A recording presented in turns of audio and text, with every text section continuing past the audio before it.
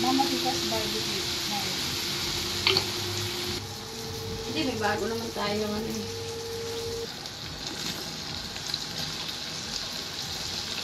Nasa yung life tips.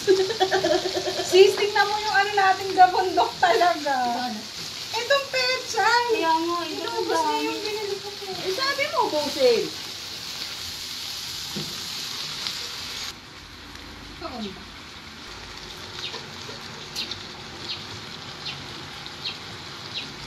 Kasi madami ito eh. Kaya natin. Kaya lang.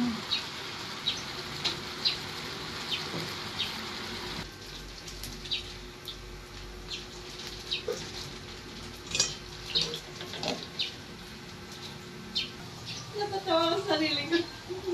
Gulat pa ako ha. Bakit?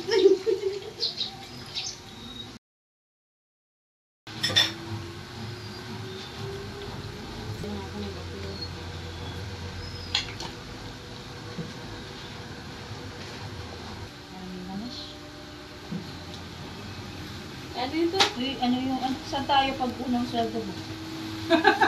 Kulang ba pang pakain? Oh, ayan na kayo, boli na kayo. Wala pa kayo. Pag ikaw, umano yan, marangkada yan. Huyo ka sa kanya.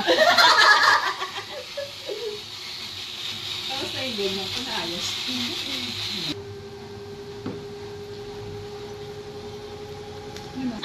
Sagwa. Ayan, sarap. Ang daming gulay. Meron po nga akong pansit doon, sis. Yung parang katulad niya nasa iyo.